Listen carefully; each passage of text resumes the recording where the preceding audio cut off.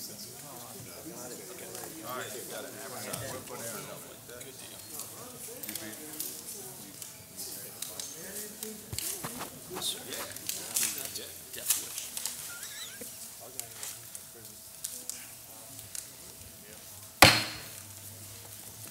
like to call to order the Ascension Parish Council meeting of August 3rd, 2017. Please stand for the opening prayer and the Pledge of Allegiance. The prayer to be led by Councilman Kula. In the name of the Father, Son, Holy Spirit. Dear Lord, we thank you for this day. Lord, we ask that you send down blessings on the folks of Ascension Parish and the whole area. Lord, once again, as we work into the midst of the worst part of hurricane season, we ask that you bring our people through this safe. As we come upon the one-year anniversary of the worst flood known in our history, we ask that you bring people through it and get more people back into their homes. And we ask once again that everyone look out to their neighbors, and please do what you can to help the elderly and the disabled in this humid weather, in this high heat of the summer. Lord, it's with special blessings that we ask that you look upon the Rogers family for the loss of Coach Johnny Rogers, Father Lamar Dixon Center Director Kyle Rogers. Coach Johnny was an icon in the community and a great person. We ask that you take his family and hold their hand as they go through this morning. We ask this in the name of your Son, Jesus Christ. Amen. Amen. I pledge allegiance to the flag of the United States of America and to the republic for which it stands, one nation, under God, indivisible, with liberty and justice for all.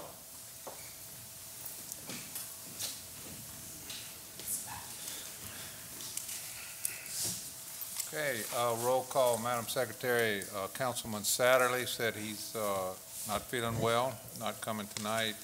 Councilman Turner has a court appearance, not here tonight. All others are present. Huh? Oh, Councilman Johnson, he's out of town.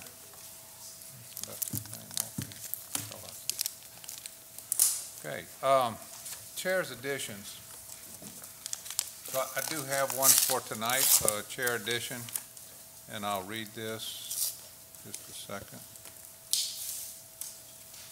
So, August 3rd, as outlined in an earlier email, I hereby appoint a committee of the whole with the specific task of publicly vetting the charter amendment proposed by A Better Ascension. The process shall include at least 3 public meetings, with 1 public meeting conducted on the west bank of Ascension. After completing the public vetting process, the committee shall make a recommendation to the governing authority as to whether this shall be moved forward to the agenda of the council to decide whether to call for placement on a parish-wide ballot. The chair shall report progress to the council at each meeting, beginning with the 2nd meeting of September. Councilman Travis Turner is hereby appointed chair of this committee, and Councilman Aaron Lawler is hereby appointed vice chair of this committee. The chair and vice chair shall set the agenda, schedule, and procedures for all meetings. I have some copies for you guys. Public sign-in period. There are presumed red and green cards up by the podium. If you would like to speak or make your feelings known on one of the agenda items, please return those to the secretary. No. Okay, we have the parish president's report. President Matassi.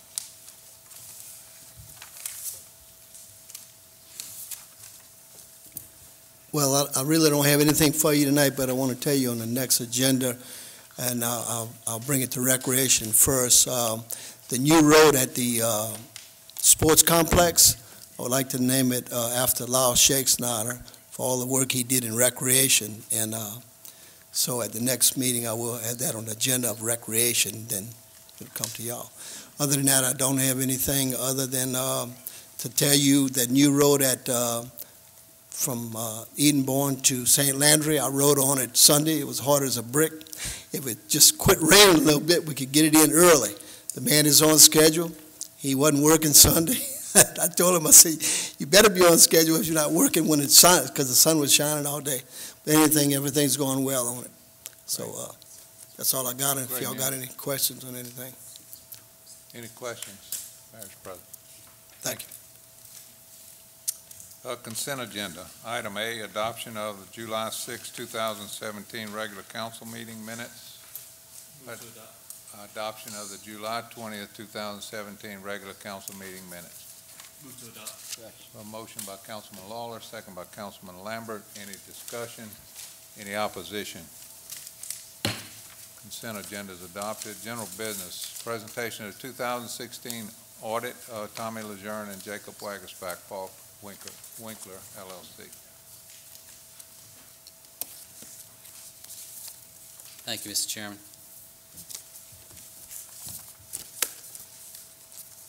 What I've got for you tonight are a couple of documents that's in front of you. One is this large bound document, which is the parish's annual audit for 2016.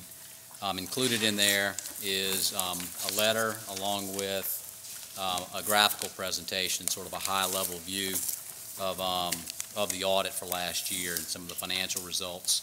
What I'm going to do is step through certain parts or pages. I'm going to refer to certain pages in the audit document that correlate to what's in the graphical presentation, along with the separate letter. So I'll hit that more in a moment. But if you start on page 2 of that graphical document, that's reflected for you in page 26 of the bound document, if you're interested. Basically, this is the financial statement, or the fund basis financial statement of the parish. How you maintain your accounting records from a budgetary standpoint. So all that information is reflected there on page 26. I've extracted a few things on the next few pages from this particular page of the document. Only thing that's reflected on 26 is 2016. In this graphical presentation, we've given you basically 4 years of comparative data in terms of in this case, your revenue streams. But sort of looking at that graph, couple of major observations. You look at 2016, you can see your revenue was just over about $100 million for last year, and that's been pretty consistent when you compare that to the last 3 years. 2015 was right at about 102, and 2014 was at about $98 million. You can see that's come up considerably from where you were in 2012 and 2013. So there'll be some observations later that I'll share about that. But as you look at the major composition of how the parish is funded, the largest resource that you have is sales tax. You can see that's right at about $55 million, and with everything being at $100 million, the numbers actually equate out to the percentage that it represents. So 55 million, in this case, you have 55% of your revenues that are supported through sales tax. And as you can see, it's sort of hard on the graph, but it's up slightly over where you've been the last couple of years. In 2014, you're at about 54 million. Same for 2015, so just a slight uptick of about $1.5 million for last year. So you've had 3 really great years from a sales tax collection perspective. As you look at the green part, which is your next major item of revenue, you can see that basically that's all your property taxes. For 2016, property taxes exceeded just north of about $28 million. And that's been pretty consistent. Typically, property taxes are a much more stable source of money. Sales tax has a tendency to go up and down. Here you can see over the last probably 5 years, although it's grown as property's been added to the tax roll, it's hovered between $24 and $28 million over a 4-year period of time. So it's grown largely as the result of reassessments, growth in the value of taxable property in the parish. But at a good number, at $28 million, that's a sizable sum of money paid to the parish. The other 2 major items that you have are license and permits. That finished the year at about $3.6 million. And if you back up to about 2014, that red component represented about $3.1 million. So over the course of 2 years, licensing and permits, your occupational licensing, permitting that you charge has increased by about $500,000. So that's a pretty large uptick in terms of activity, economic activity, or as a measure of economic activity. So that's a nice sum of money. And then the last thing is intergovernmental. This is basically dollars you receive through granting, other sort of outside state or federal agency support. And they all take on different characters. Sometimes it's capital related, sometimes it's social programs, and in this case in 2016, you had some related to flood, in terms of what happened with some of the catastrophes with flooding over the last year. So there was a little bit of money in there, but we had about $8.8 million in external non-local funds coming from the feds or the state. So that's a sizable component of our budget, 9% coming from local taxpayers.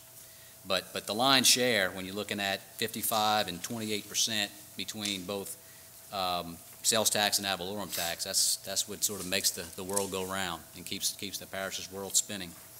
The last thing I'll point on that I'm going to point to later is at 2012, if you look at sales tax, that number was just shy of about $39 million. And then you can see, as you compare that to the last 3 years, that number is $55 million on average. So in the course of the last 5 years, you've seen about almost a $15 million annual increase to your sales tax collection. You compare that to just 5 years ago. So that's a big change, big positive change financially. So that's sort of this graph. The next page gives you a little more detail on page 3 of the graphs, sales tax collections, because you have different sales taxes different voter proxies that the parish collects money for that have different directives. So not all of it's just free and clear that you can use at your discretion. That you have certain obligations relative to how you use the money. And basically what we've done is broken down for you the blue part, which is your 1 cent tax. That is a discretionary tax to be used for any lawful governmental purpose, and you use that to fund a significant part of the parish's budget. But that's about half of that sales tax figure. The other part, the green, red, and yellow, basically have some sort of voter instruction relative to how you can spend the money. And you can see the basic descriptions down at the bottom: drainage, fire protection, and road construction. So those come to the parish, and you're obligated to spend it in that particular fashion. But that's the other half of what you get. So half, you've got the ability to be flexible in terms of what programs you fund, what spending priorities you have, and then you have half of your sales tax that's basically dedicated to fund these particular described items. But overall, as I mentioned earlier, you can see the sales tax growth over the last 5 years. The last 3 years have been obviously outstanding. Page 4 basically are the spending of both debt service, capital outlay, and operational spending of the parish. And it's also reflected on page 26 of your document. Sort of several observations. One, the blue part, which is basic operating expenses of the parish. For the most part, over 2012 to 2015, our observation's been you've been pretty flat. That operating costs haven't fluctuated very much. They've kind of stayed on a pretty even keel. And you look at 14 to 15, you basically were spending the same amount of money to operate day to day from a parish perspective. You can see in 2016, you've got a pretty big uptick, going from about 52 million to about 65. And what's captured in there is all the disaster-related effort. You've got about $12 million in captured costs for 2016 related to flood activity, so in excess of $12 million. So, if you back that out, your operational spending is not significantly different than where it was the last few years. So that sort of was a unique kind of isolated item. So that's the major change and why it upticks so much. The green part, which is your capital projects, this has a tendency to have less consistency, like operating costs. It's project-based. Sometimes it's funding-based. So, basically when you spend it, it can be erratic, and you can see that over the last 5 years. Some years are bigger than others. This year you were at about $18.6 million in capital outlay compared to about $27 million in 2015. And you had had a number of just one-time sort of unique big-ticket items in 2015, like the parish complex. There were some Mark Dixon improvements, the DPW on this side. There was some money spent there. So outside of, normally that includes a lot of road spending. So those were sort of unique. And so to see that scale back from 2015 to 2016 was sort of not unexpected. The last item on here, which is your debt service, that has a greater tendency to be consistent and is very predictable. You sign an agreement, you agree to pay back the bank over a certain term at a certain amount of money, and so that number is very easily predictable from year to year, with the exception of any newly issued debt. But overall, that number's hovered between $7 and $7.5 million. So that basically consumes some of the parish resources that we alluded to earlier, but it's not significant in the grand scheme of things. So you're not highly leveraged from a lending standpoint. You've got some debt, you're paying it back, but it doesn't overwhelm the resources that you collect on an annual basis. Okay, on page 5, basically this is just the liabilities that the money the parish owes people, and that, if you're interested, is reflected on page 21 of the audit document. Your statement of net position, your balance sheet. Here we've just basically categorized two things. One is bank debt, the debt that you have that's been lended to you for capital projects and how much you owe. The blue part, which is basically your normal operating payables. Your bank debt is going to slightly go down in the absence of any newly issued debt. That number is going to continue to go down over time. When you issue new debt, it falls into that bucket. At the end of 2015, you were right at about $86.8 million in debt. This year, you're at about 86.3. So it's just a normal, just like a home mortgage. You're paying back the bank interest and principal, and it's just going to slowly get eroded until it terms out. But the other part is basically your normal operating payables. In 2015, you were at about 16.7 million. This year, you're at about 19.8. So some of the things that sort of cause that increase are basically contract-related payables for disaster relief with the flood. So FEMA money comes in unfortunately at a slow pace. You're taking care of the event as it occurs, and so you're incurring expenses in the moment of the disaster, but you're getting reimbursed at some later time. So your payables have grown as a result of that particular issue. On page 6, this is basically your net equity, basically the net worth of the parish on a fund basis, which is excluding your property. So it's just really liquid net worth, and that's reflected for you on page 24. Here you finish the year at about $192.7 million in net worth, and that's compared to about $189 million last year. So you had some uptick in terms of net worth. So sort of the three observations I have looking at this, number one, you're up about $3.1 million, and that's net of a significant sum of money you've spent on flood relief. So that's significant that you still were able to turn a surplus after investing $12 million plus from a disaster relief perspective, because you haven't been reimbursed from FEMA at a high level yet. So particularly in this snapshot is at 12/31, so this even goes back 7 months ago. So that's my first observation. Second is you look at the growth from 2012 to 2016. In 2012, you're at $147.5 million. You fast forward, you're at $192 million. So you've had about $45 million of growth over that basic 4-year period of time. And I mentioned earlier, when you looked at sales tax, if you looked at 2012 and you compare that to what you've collected in the last 3 years, if you recall, I mentioned there was a $15 million uptick.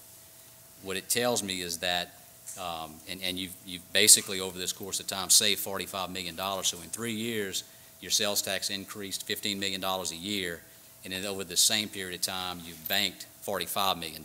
So 15 times 3 is $45 million, and the whole point of it is that you're not spending up to the high point of sales tax. So basically what you've been able to do is experience a really lucrative time from a sales tax collection perspective, and you've been able to bank it, that you're not spending it on operations, you're banking it to basically use for what you want to do later on. So make sense? Yeah. But basically net position it looks very good for the parish at $193 million. That's net of any future FEMA money you're going to get, so that number realistically is larger. But on the other hand, I can say that the observation that any kind of excess sales tax collections that you're receiving is being banked for some sort of future use based on your, what in terms of the spending priority of the parish. But it's a significant amount of resources.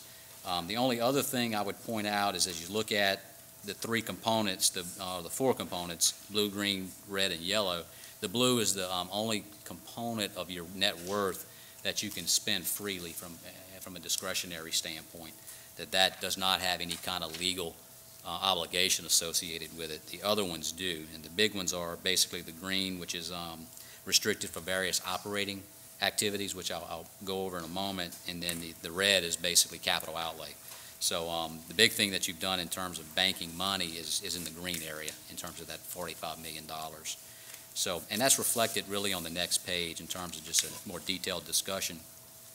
You look at the discretionary component, here's all the way to your right is your ending fund balance, and you look at total at the bottom is at $192.1 million I was mentioning earlier, and then you can basically see the various components. The discretionary part is 28.6, but you also have another $4 million in that number I was mentioning earlier.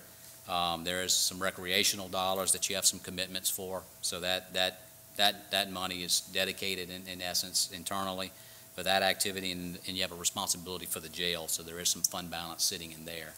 But overall, that's roughly $33 million, but 28.6 of it is really there for you to, I wouldn't say do what you want, but it's basically there to fund different programs that are outside some of your legal obligations with other funds.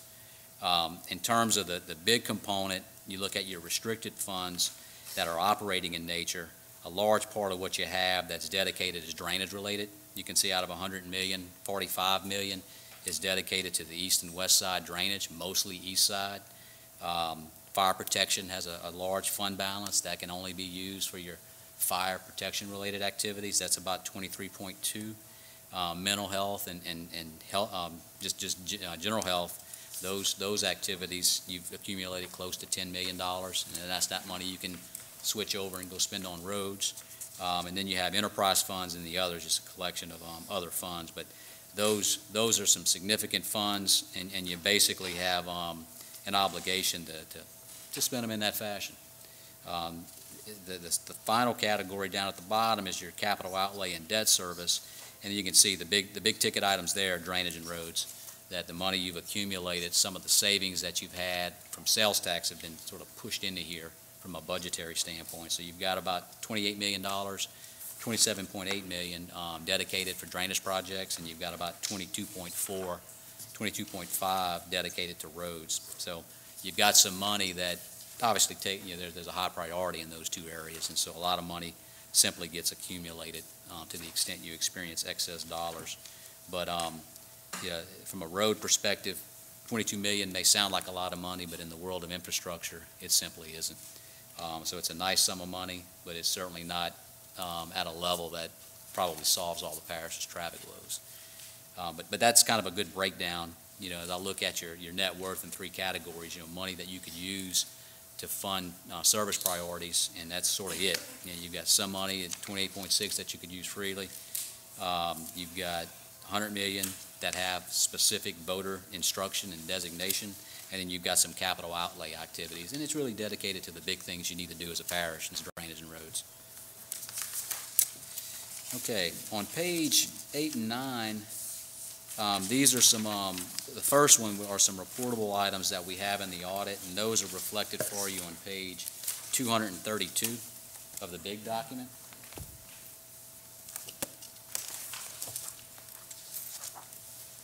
We've got some recommendations and some matters we've reported that are either compliance in nature or procedural issues. The first one deals with, and this has been this is a repeat from last year, your Section 8, which is a very small grant that the parish has for utility and rental assistance. It's just a few $100,000, but it's something you use that people that qualify under HUD guidelines. The HUD grant flows through you, and you provide basically assistance to low-income families, with living arrangements. What the issue is here is HUD has a requirement that your the financial activity, the annual audit report gets submitted through their electronic system, and that was in arrears for a couple of years. It's being caught up. The problem is that you submit one, before you can submit all the years, you can only submit one. So 1 year's been submitted, and it sits on HUD's desk until they clear it, and then you submit the next one. So that's, unfortunately, goes through a pretty bureaucratic process, and so it's being addressed, but it's just taking a lot longer than anybody would like. The second issue, which dealt with public bid, basically there was one project where there was a particular road that was in a publicly bid project, and it was properly publicly bid. At some point, it was removed from that particular project because of an issue with the contractor, and it then was moved into another publicly bid project, which was done more on a unit basis. Practically speaking, I understand what happened. I understand it also saved the parish some money, a significant sum of money, by moving that project to this new contractor. The only issue is I don't believe it followed even though it practically makes sense, whether it followed proper public bid protocol. So I think it's a very unusual item. It's not something that the parish historically does. Usually you bid something out, contractor takes care of it, and they usually stand alone. This is the first time I can remember ever with the parish, or even in my career, where something like that, it just sort of was an unusual transfer. And like I said, it made sense practically because it saved taxpayers a lot of money, but state bid law is pretty rigid in terms of how you operate within it. So that's an issue we sort of raised, and basically I think as you come across those, there's probably some kind of written legal opinion in the future before you do them. But something that was approved by the council, so it wasn't as if it was anything that was behind the scenes. So it was sort of open and transparent. And so, like I said, practically speaking, I understand why you did it. Third item is basically dealing with the travel advance policy. You have some instances where people who travel on behalf of the parish, employees, management, whomever, and as a convenience to that employee, their spouse is booked an airline ticket, and it's paid back. You don't have any. There's not a lot of money at risk, and the parish doesn't have any money owed to it.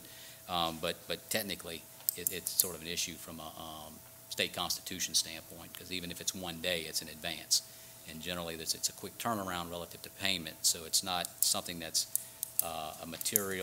monetarily a significant item, but it is sort of a technical issue from a compliance perspective. On page 4, number 4, dealing with personnel policies, we sort of had two issues here. One was just some documentation that needs to be in your personnel files, and so we've outlined that for your HR department. Most of which is very easy, basic stuff, but it just needs to be updated and maintained in your files.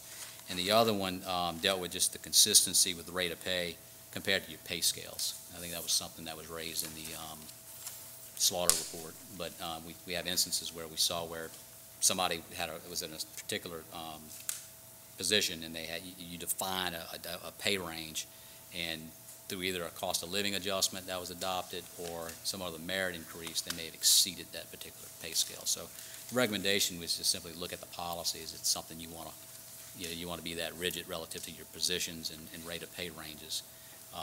And if you do, you just have to follow that particular policy. So just recommended look at the policy. I know that was addressed in that separate report you guys got, and so just simply either looking at the policy or changing it, or leaving the policy as it is and following it is basically what it comes down to. The last item that we have in the report on page 235, we visit the Lamar Dixon Expo Center when we do the audit, and we looked at just incoming receipts, and we saw a couple of things relative to just procedures on charges. Your ordinance requires certain charges, but there also they give some discretion in terms of discounts. Nonprofits, but it's sort of the ordinance is written somewhat vague, and so as we looked at trying to say, all right, this is events, and we tested and sampled certain events, and compared what we charged to what the ordinance said, there were some inconsistencies, and some of it was because of the discount, and so we had sort of two things in my mind that I think the parish needs to look at. One is probably firming up the ordinance so it's clear, because we had a hard time because some of the discount discussion in the ordinance was very vague, which is left to interpretation, and that could be kind of wide. So I would probably tighten that up. And then secondly, just documenting when a discount is given in a, that's within the guidelines of the ordinance. So I think that pretty simple fix. So just, we couldn't, as we tested, we would see the discounts, and we couldn't quite follow whether or not it was following your ordinance. On the last page, this is addressed in a separate letter that we have as part of an audit. One of the things we can do as auditors is offer what we think, in this case, are non-deficient matters. These are simply operational recommendations, opportunities to improve policy, opportunities to be more efficient. It's nothing that represents a non-compliance with a particular law or non-compliance with your policy or internal control practices. So these are things that are more food for thought, items that you can either embrace them, or if you don't, that's okay too. So we had 5 items, and I'll hit on a few of them.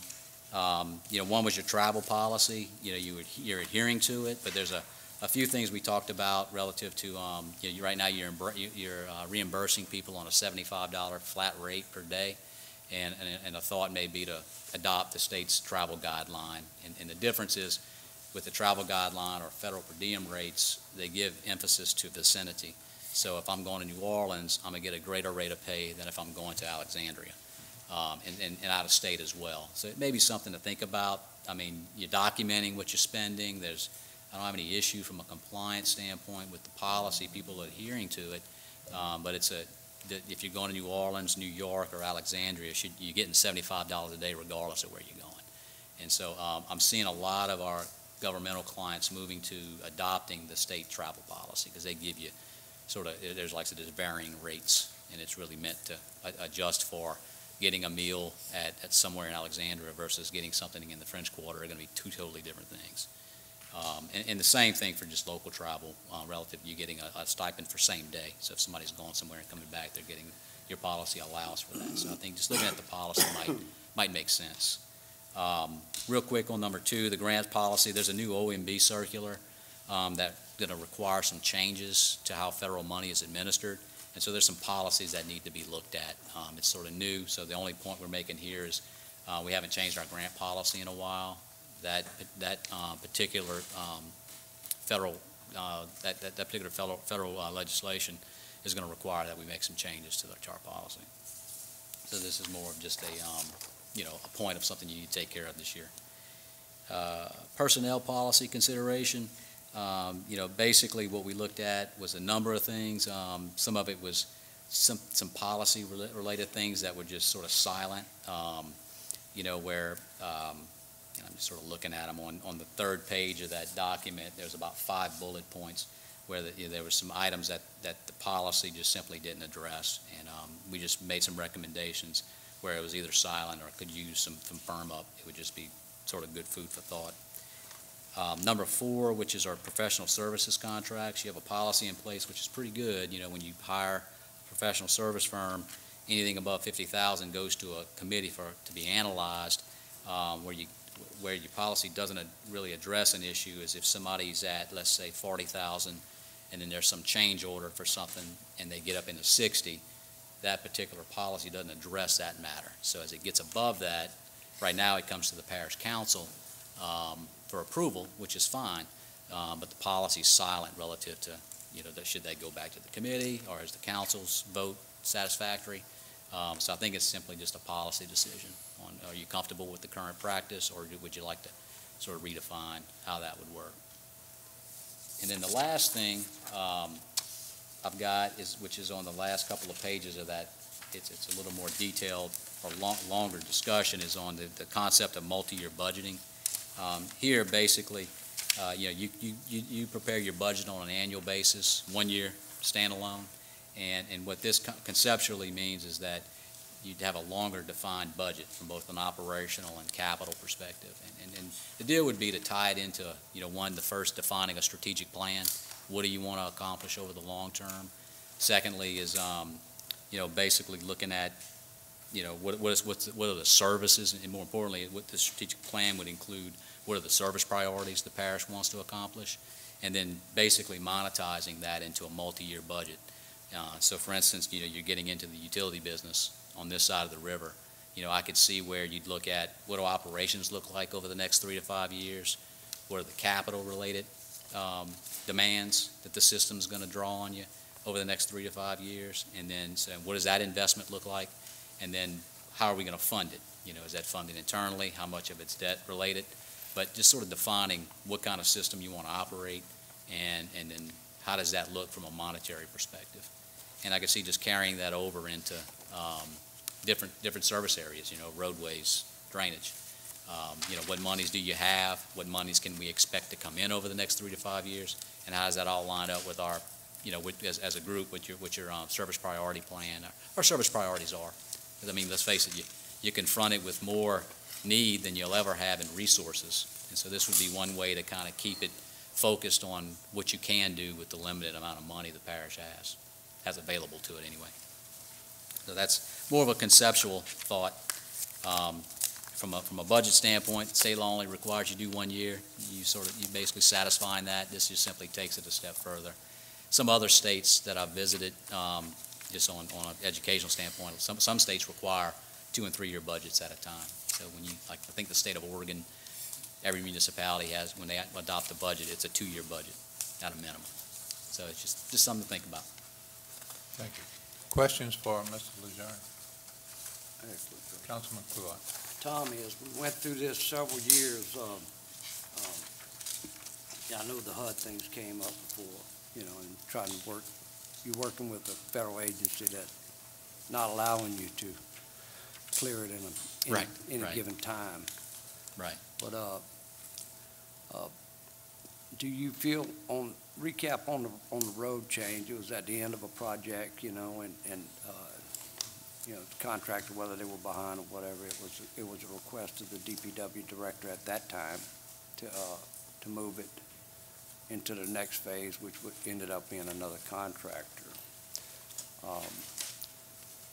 Do we just need a review of the I think policy? probably some kind of legal opinion when that occurs. Is some amendment to? Yeah, I don't think it occurs often. Yeah. But I think just some sort of legal opinion as to whether you're complying with the bid law, because what we struggled with was, all right, we said we properly bid out this scope of work, and a piece of that work got moved to another separately bid project, and just to move it from a protocol standpoint, I struggled with it. And so I think, like I said, in this case, practically speaking, it made a lot of sense, but it was 2 separately bid things. And so I think we need to try to bridge what's the right protocol for that. So Randy, in fact, the DA and I disagree with that finding. We don't think we did violate it because we had 2 ongoing contracts. But I advise the engineering staff from now on, include every road in the parish when we do a road project, and then it won't be an issue if we decide to do something. So it's freely transferable? Yes, that's what we did. We're going to list every road and project. And what I was going to expand on that is that sometimes we just got to be honest. When there's a reason that we have to pull a road or part of a project from a contractor, we need to jump up and legally and do what we got to do. Right. Well, you saved $372,000 switching it from one project to the other. Yeah. Right. Well, if it's a performance issue, you got to address it. Yeah. And instead of being nice and talking to them and just, And then the other side is you saved us a significant sum of money. Right. So not only that should be lost. Councilman Dempsey Lambert. Thank you, Mr. Chairman. Yeah, Tommy, on this travel, what you say is that the state, it looks like it'd be easy just to follow the state's statute on this. I think you could look at it. I see a lot of communities going towards that. I know our Vice Chair, Mr. Joseph, I know he was working on this some time back. Is that correct? Are you still working on it, Oliver? No, sir. The recommendation from them is to follow the federal guidelines of the state. That's real easy. We can adopt any one of those rules. And it would simply be a change of your policy to reference that state travel guide or federal per diem rates. You'd redact the $75 a day, and you'd say whatever. The state rates are generally a little higher than the federal rates for whatever reason. But what I like about either one of those, it's a widely accepted daily allowance. It's not a number, but it's something that somebody's put some effort in to say that's a reasonable rate to pay on a daily basis. Federal being nationwide, state being statewide. Councilman Kluwat. Yeah, real quick, just for clarity, I know sometimes as they're referring it to the elected officials that are taking a trip or going to a conference or doing whatever, but for all parish employees, is this what you're looking at here Yeah, encompasses it was all? systemic, I want to yeah. make sure everybody understands. Right, yeah, it was systemic. Yeah. Okay, I have a few, if you don't mind. I guess on the income side or revenue side, did you look at petrochem? What's the ratio of petrochem to everything else? Yeah, I don't have that right in front of me, but it's obviously a big piece of the puzzle. So, I mean, On the, you say we had an increase on the other, or as far as fees. Do we know what the impact fees were in that? Was that increased because of impact fees? I would imagine, yes, partially. Again, I don't have that particular detail. Can you get back to us? Yes, sir, with I the can. petrochem, how much of this is petrochem Yep. related?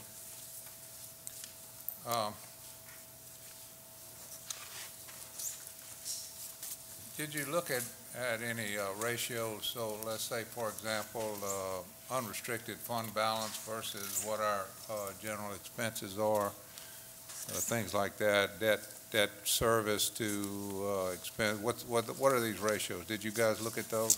Yeah, we will generally look at it. I mean, you can kind of see that as you look at the graphs. Your total expenditures, just shy of 100 million on page 4. Debt expenditures. I mean, you're about 8% on total spending. That really, from a governmental perspective, as you look at other communities, that's not a high dollar amount in terms of what you're dedicating there. I think it's sometime we talked about this reserve fund balance, and so where's that?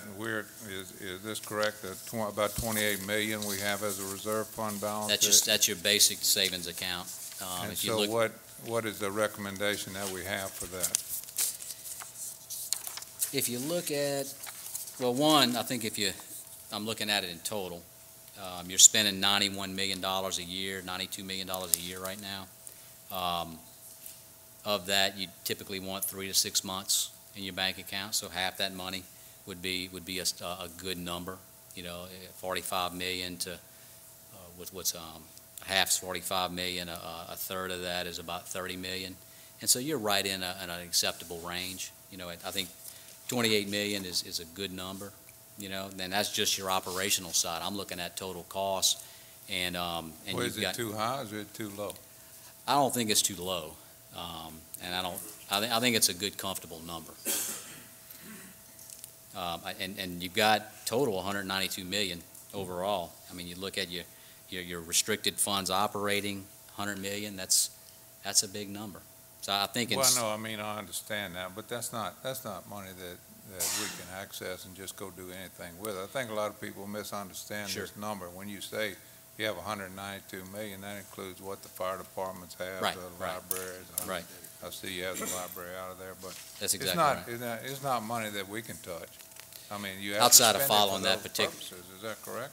Outside of following that particular dedication. So like you got 45 million of drainage funds dedicated in your East Right. Ascension Drainage Fund. You could use it for the funding of operations and capital outlay of your East Ascension drainage activities. On So, I mean- drainage only. Yes, sir. Yes, sir. So on these reportable items that you have, these were 2016 reportable items. And I understand like the HUD is something you can do a year at a time, but did you check, what is the status of these at this current time? We've not, at this point, followed up since the end of the year, our closing of the audit. So at the everything from our perspective stops at the point in time we're auditing, which is December 31. I can tell you, I mean, we're not in a position at this point. This is something we're required to follow up on when we do our next audit. But certainly, like I said, we're required to do it at that point in time and report it. But in terms of where it stands exactly today, I think that would be more of a question for management. I don't know. Does the administration have, Kenny, y'all have any answer to that, the status of these items? In terms of the reportable items, kind of where they stand today. Well, we corrected a vast majority of everything, Mark Dixon. For example, my employees that, like if I book airline tickets, cancel all of that.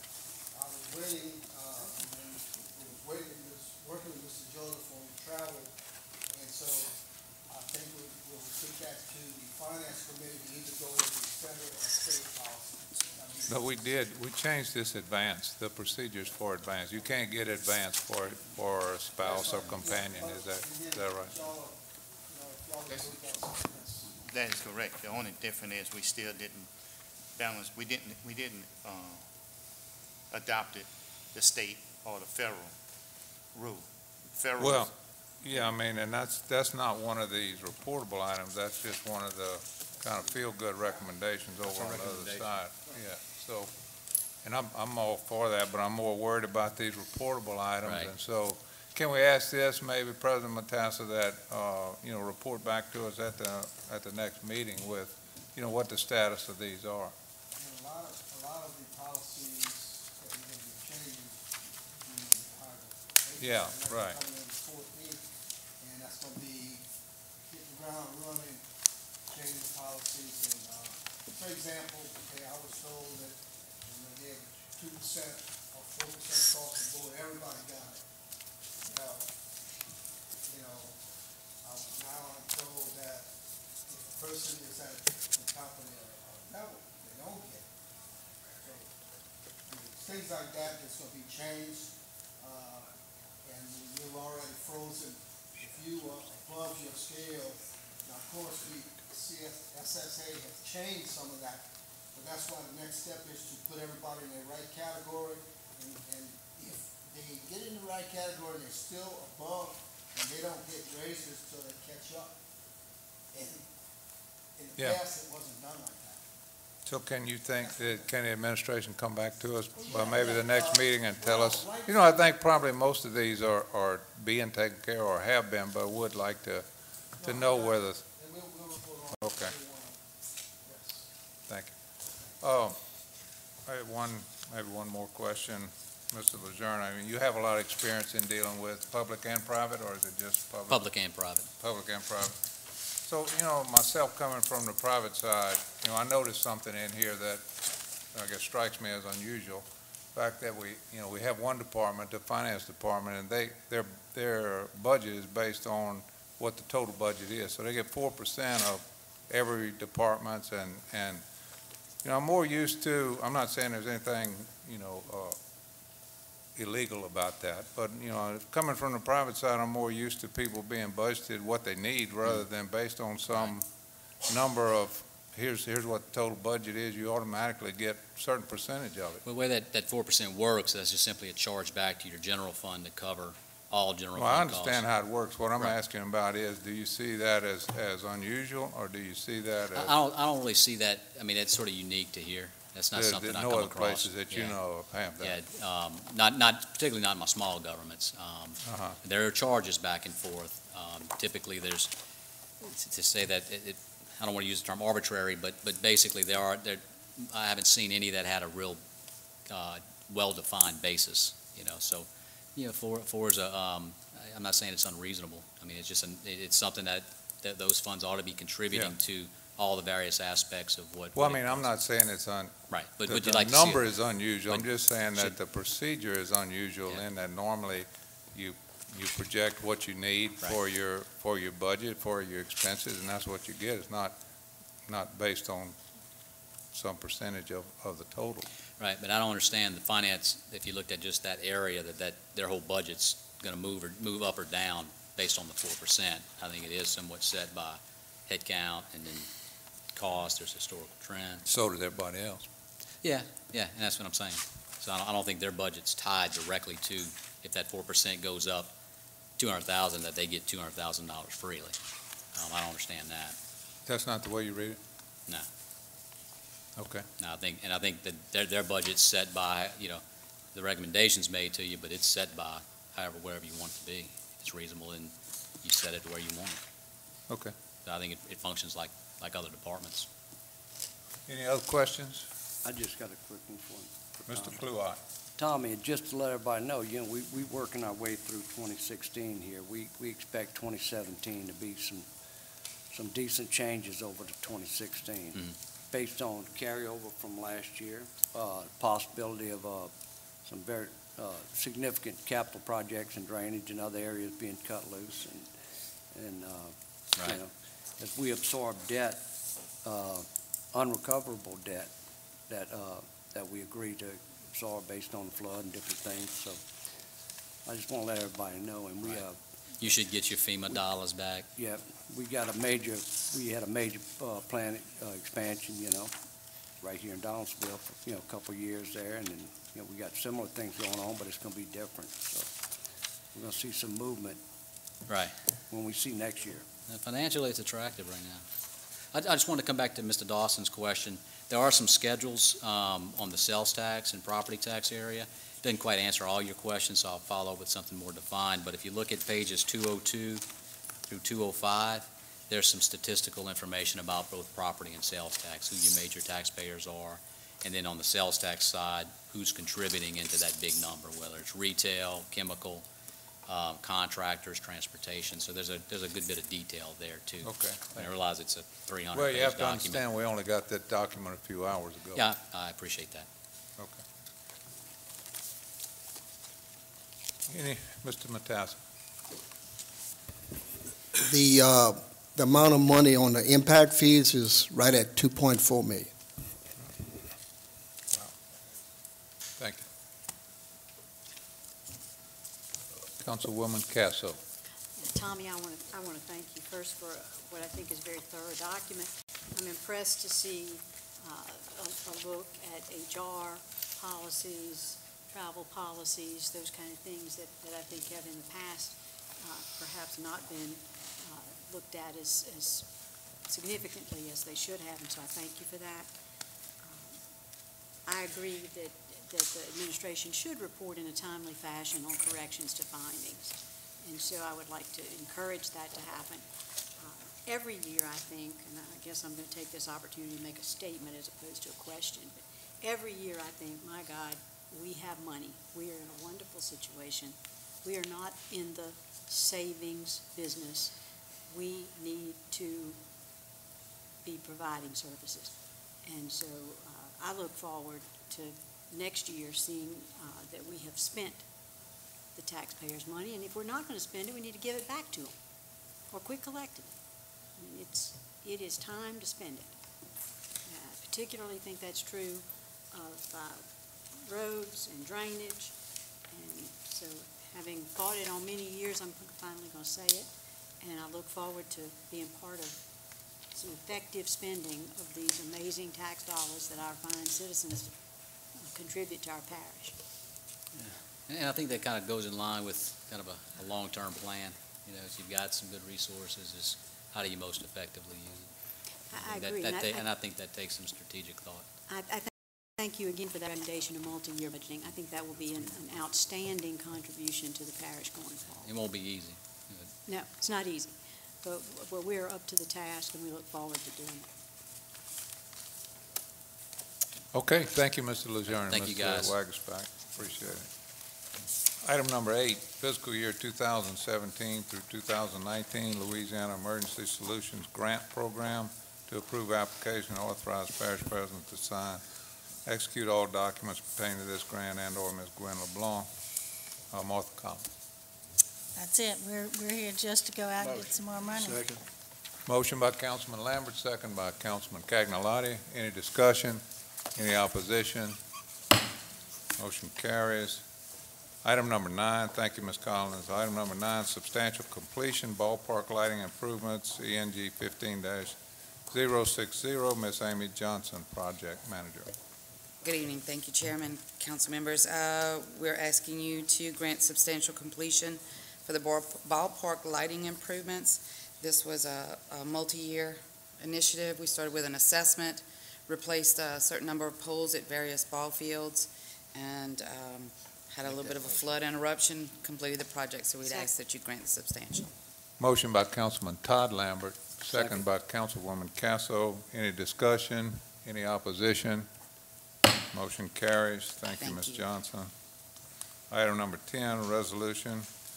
Revision of the resolution adopted by council on June 15, 2017, recommending approval of Project Bow Season for participation in the industrial tax exemption program at Talon Drive in Gosmer, Louisiana. And I see we have Lisa here, but I can Motion. motion by Second. Councilman Joseph, second by Councilman Kluart. Any discussion, any questions? Resolutions adopted. Item number 11, approval of CEA between the Parish of Ascension and Mbecca regarding the Small Business Power Week Business Incubator, and with Councilman Oliver Joseph. Yeah, Becker have an agreement that we're going through, and legal and administration have worked out a cost number on it, and I just would like them to move forward with that agreement based on that fee they're gonna charge Becker for the use of our building. So what we're saying is move forward with the proposal for, to rent the facility to Mbecca for $600 a month and that's a 6-month term, is that 6-month correct? term, and they work out, they have some other And language they would be doing the next. Ask legal counsel Parrington to prepare that and authorize Parish President Matassa to sign.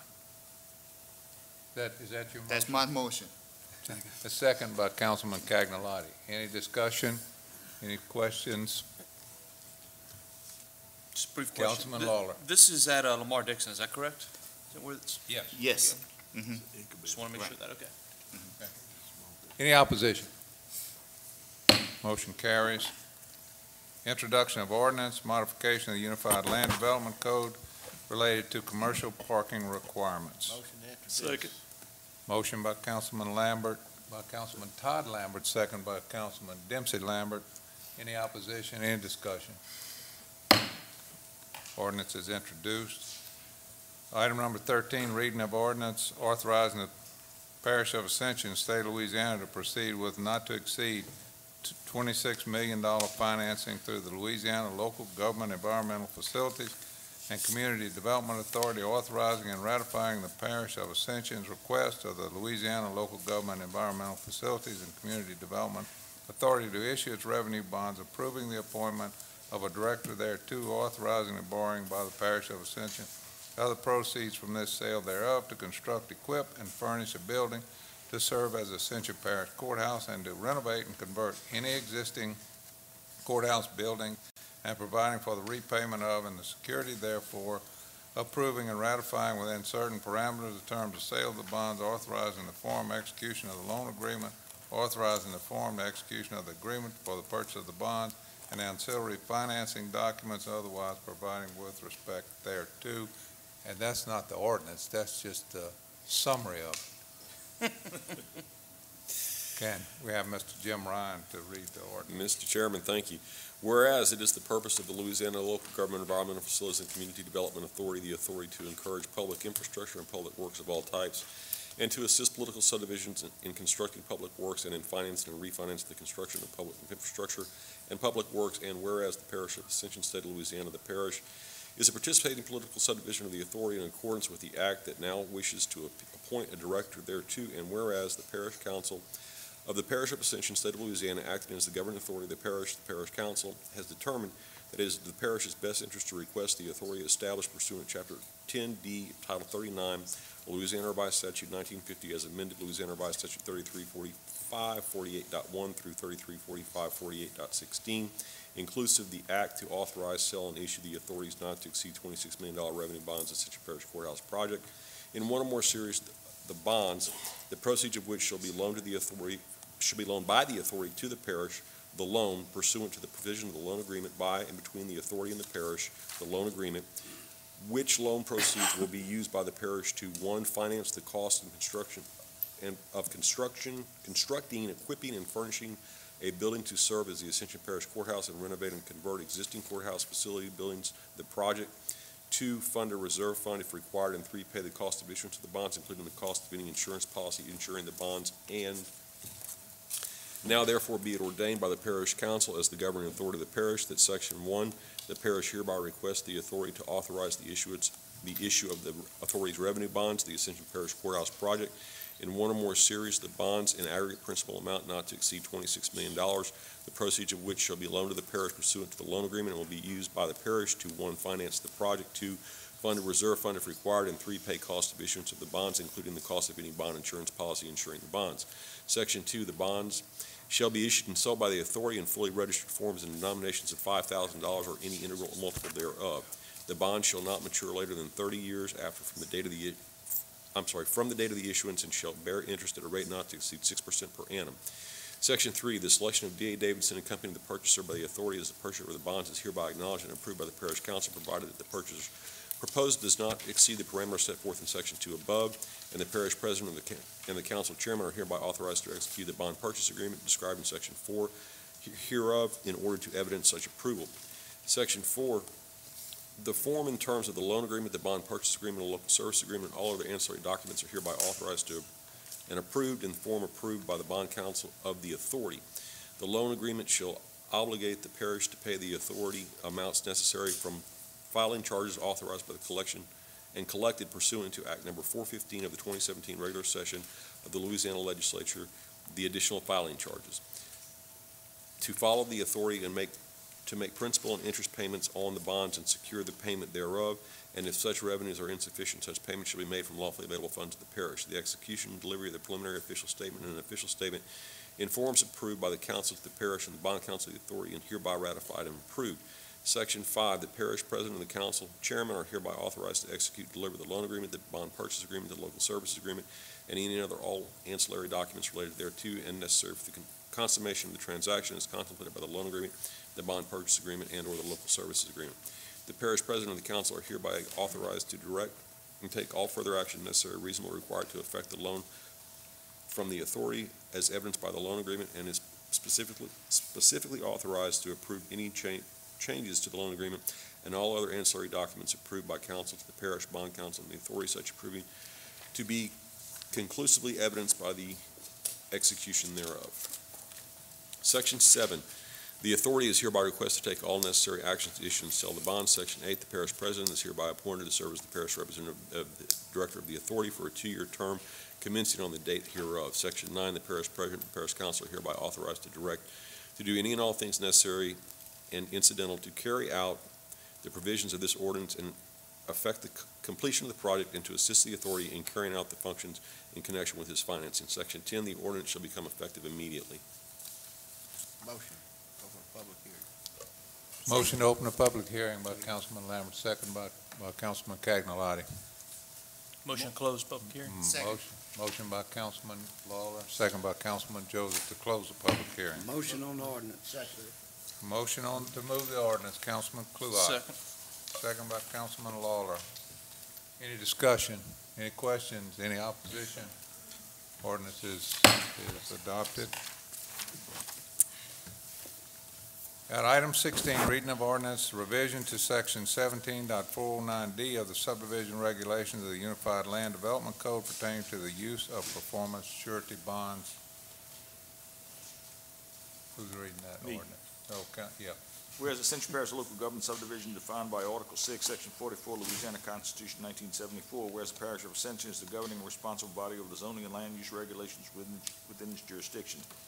Whereas Article 6 of the Home Rule Charter of Ascension Parish adopted May 4th, 1993 identifies the process and manner in which to adopt ordinances regulating the use of lands in the parish. Whereas subdividers have recently used Section 17-409D of the Unified Land Development Code to expedite the approval of final subdivision plats, which in turn allows sales and issuance of building permits prior to completion of all required subdivision improvements. The final subdivision plat is approved and subsequently recorded by the posting of a performance security bond with the parish in accordance with Section 17-409D. Performance surety bond is intended to guarantee the installation of uninstalled or partially installed improvements. Whereas the use of performance bond by a subdivider could potentially place the parish in a position of having to call bonds through court procedures and subsequently into construction contracts to complete the necessary work that would ordinarily be completed by the contractor. In theory, the funds acquired through the order of the court when the bonds are called would be used to complete the project improvements. Whereas it has been submitted to the governing authority through the recommendation of the Ascension Parish Planning and Zoning Planning Commission that the provision of the Unified Land Development Code that allows for use of performance bonds be modified to eliminate their use and to further make recommendations to the code to accompany the elimination and use of performance security bonds by shortening the time frame for the final plat approval. The acceptance of said recommendation will require the subdivider of subdivision plat to continue the procedure of requiring planning commission approval as a consent agenda item at a regularly scheduled planning commission meeting. Whereas by accepting this recommendation, certain provisions of the Ascension Parish Unified Land Development Code must be revised and amended to accomplish said changes. Be it ordained, the Ascension Parish Governing Authority is hereby accepts the recommendations for the deletion of 17409D and modifications of 17408C1 and Section 174014011 of Unified Land Development Code is recommended by the Ascension Parish Planning Commission in the Office of Planning and Development, and that Section 17409, Section 17408C1, Section 17411 of the Unified Land Development Code be amended, revised, and deleted as follows. Section 17409D be deleted. Section 17408C1, when construction of all improvements within a public right-of-way and public servitudes in addition to the private streets pursuant to Section 174024 of the subdivision regulations and infrastructure that is publicly owned and maintained is complete in accordance with the approved plans and such specifications and complies with the provisions of these regulations. The developer's engineer shall certify such and request in writing final approval is accepted from the designated engineer review agency. This request shall be given to the Planning Commission and the Department of Public Works. Modify Section 174011, Appendix 6, subdivision regulations as follows. Approval of final plat. Application for approval of final plat prepared by registered land surveyor shall be provided in writing to the Planning Commission at least 8 days prior to the time it is to be considered as a consent agenda item. Simple divisions with less than 9 lots where an affidavit of mortgage declaration has been submitted and property is not encumbered by a mortgage are considered only approval on a weekly basis, and no prior notice of application is essential for recommended expedited approval. The final plat application and construction plan shall be distributed to the Planning Commission Secretary in electronic format as accepted and approved by the Parish of Ascension Technology Department. The Commission Chairman will sign the final plat approval by the Planning Commission for minor and major subdivisions upon compliance with 17408C of the subdivision regulations. The Mayor himself approve and sign a plat for simple subdivisions of 9 lots or less without an affidavit, where an affidavit of mortgage declaration has been submitted and the property is not encumbered by a mortgage. It shall be the responsibility of the Planning Commission to file the plat so signed with the Parish Clerk of Court. In the event any portion of the ordinance is ever held invalid or unconstitutional for any reason or by any court of competent jurisdiction over it, such portion shall be deemed separate, distinct, and independent provisions and shall not affect the validity of remaining portions of the ordinance. The ordinance shall be in full effect as permitted by law. The ordinance has been submitted to a vote. The vote thereon was as follows. Public hearing. Motion by Councilman Lambert, second by Councilman Cagnolati. Motion to Open close the public hearing. Motion by Councilman Lawler, second by Councilman Cagnolati to close the public hearing. Move the ordinance. Got a motion by Councilman Todd Lambert, second by Councilman Joseph to move the ordinance. Question by Councilman Cluett, or discussion.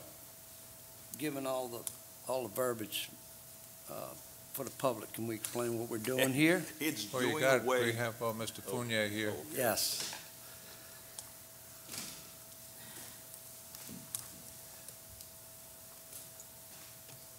I know it's like 6 pages long, but it's basically a paragraph worth of Can I change. just send Mr. Martin a text telling him from now on, make these long readings exhibits?